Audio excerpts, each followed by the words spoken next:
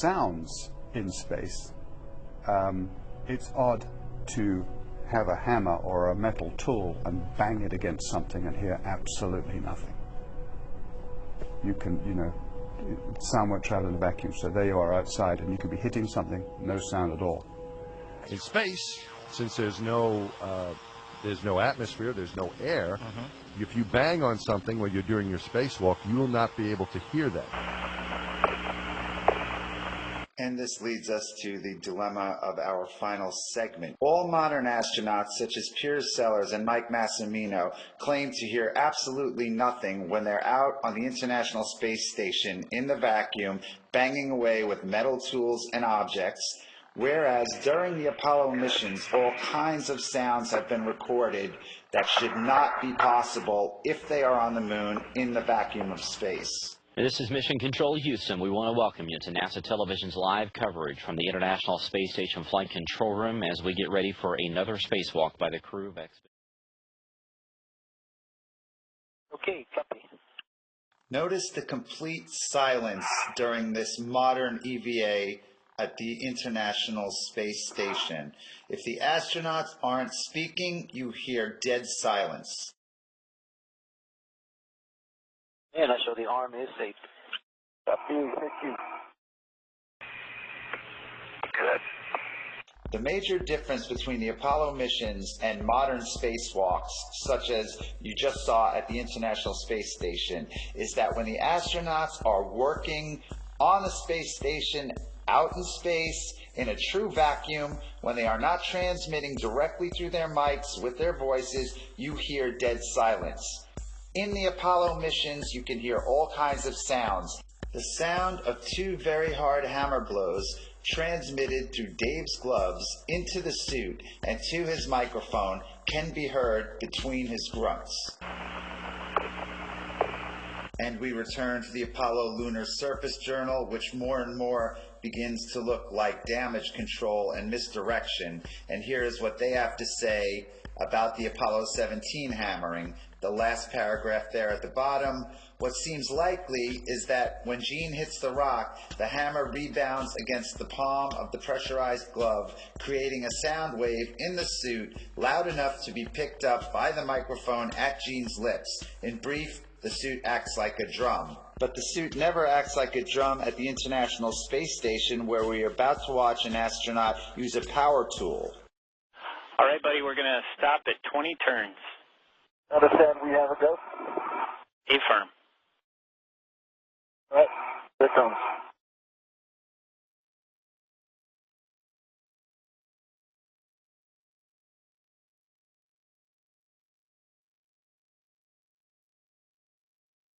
Total, utter silence, which is exactly what you are supposed to get if you are in the vacuum of space, and it is exactly what you get in all modern spacewalks. Now let's return to Apollo 12. Okay, just the fact you're almost driving without a hammer. But if you hand it to me, I'll get it in a second. I'm going to take a couple more shots of this before we leave. Get all the way in, I get the pictures. All right? Driving in real easy, Houston. That does not sound like the spacesuit acting like a drum at all. It sounds like a metal hammer striking a metal object repeatedly with authority. Pictured is Alan Bean during Apollo 12 striking a metal core tube into the so-called lunar surface with a metal hammer. This is an interview with Apollo astronauts Alan Bean and Pete Conrad done by the Apollo Lunar Surface Journal. They are once again taking the position that the sound is coming through the hand and transmitting into the microphones in the helmet. Alan Bean says, "I would have said it wasn't possible," and Pete Conrad responds, "The other guy can't hear it." If the sound is coming through Alan Bean's microphone, then like his voice, it must be transmitted directly into the headset of Pete Conrad, so his statement makes no sense.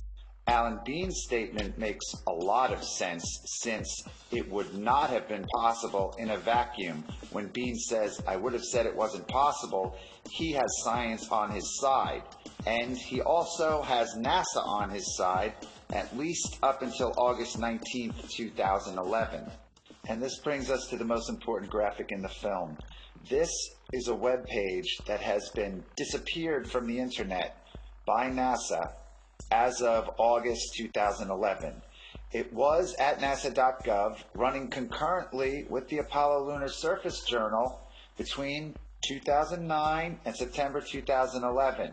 However, this page, which was created for children, you can see the banner at the top, Lunar Science for Kids. This page directly contradicts the assertions made in the Apollo Lunar Surface Journal concerning the hammering sounds in Apollo 12, 15, and 17. This page talks about the science involved with sound on the moon, and it does so correctly. And that is why NASA has disappeared it from the web. The contradiction between the journal and this page was brought up in the very popular Moon Zoo forum, and that is where I first became aware of the situation. Reader Tom128 pointed out the contradiction between the site for children and the journal, and I went looking for the site for children and could not find it. I then went to my favorite research tool, the Wayback Machine at archive.org, and I was able to find an old version of the page that NASA did not clean up. And whenever I see information go missing from the web, it always starts me thinking, and this was the genesis of the film. At that moment, I became a NASA moon hoax researcher. You've seen the image on the right of the graphic before. That is Alan Bean hammering a core tube during Apollo 12, and this is the sound of such hammering. The graphic is problematic for NASA because of the contradiction to the journal, and the graphic is correct science. And I quote, "Sound needs something to travel through to get from one place to another. On the moon, since there is no air, sound cannot travel above the surface. So, there are no sounds on the surface of the moon. When the Apollo astronauts were out on the moon's surface, they could only talk to each other and to mission control by using the radios in their air-filled helmets. Even when the astronaut in the photo to the right hit a metal tube into the ground with a hammer, no sound was made."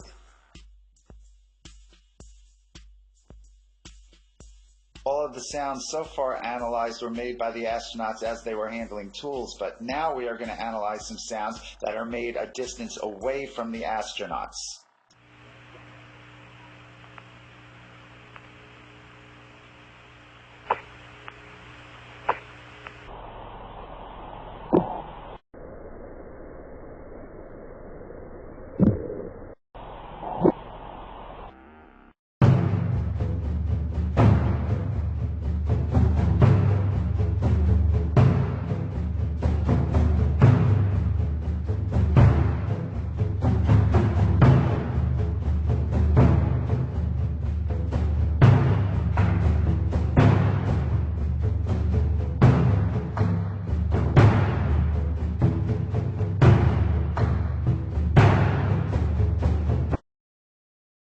So what you just saw appears to be a smoking gun. That scene, which was broadcast live to the world during Apollo 15, shows astronaut James Irwin. He takes this cord or band off of a canister, and those canisters are in the mesa table, which Irwin is standing in front of. He unravels the cord, which has two metallic locks at the end of it, pictured here. They look like bullets. He takes that off, he unravels it, he reaches back with his right hand, and he throws the cord away. Let's take another look at it.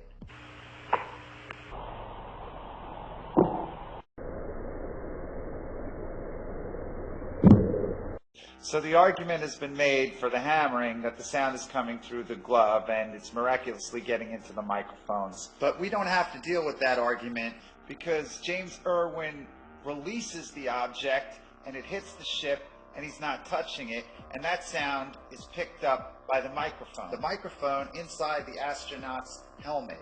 And you can always tell that that's the microphone in play because you will always hear the sound of the suit air supply system in the background whenever the astronaut is transmitting, and you will hear this sound remain on for a split second after the astronaut stops transmitting. Yeah, you better believe it.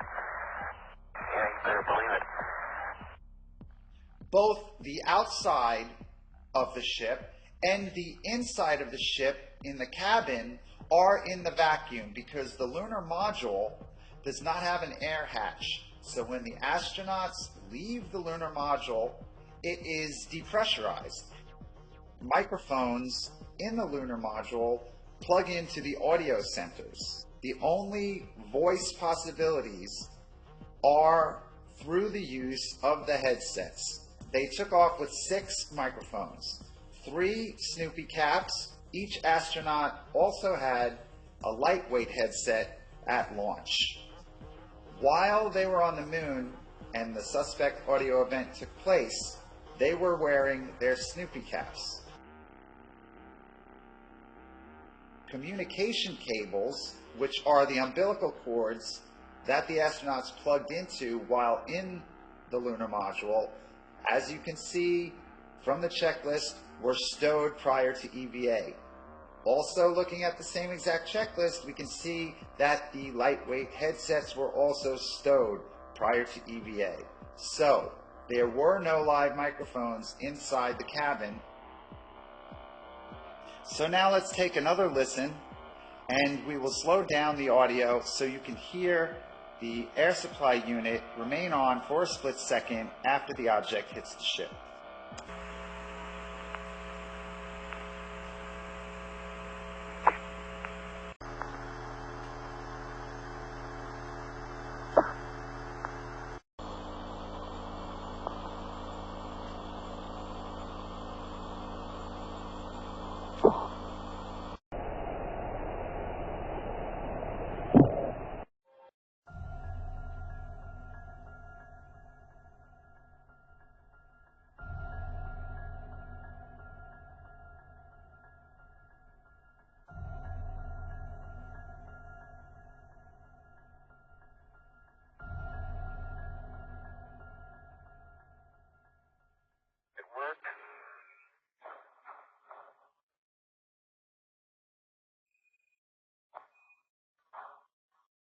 Right.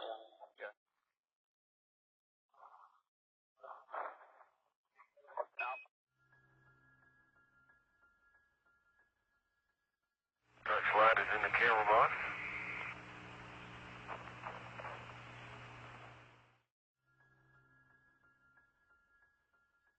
Touchlight is in the camera box.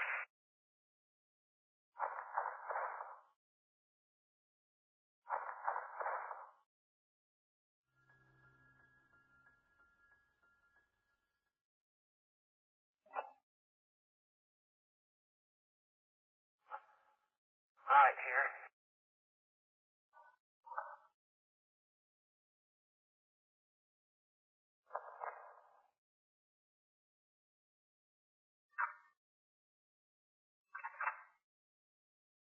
Yeah, we'd like to confirm that that camera battery is. Okay, look, go back.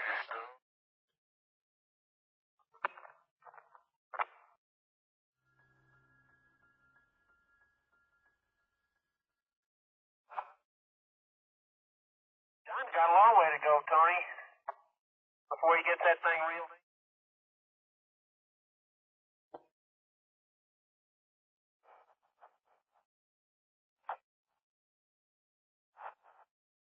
Drop, Johnny.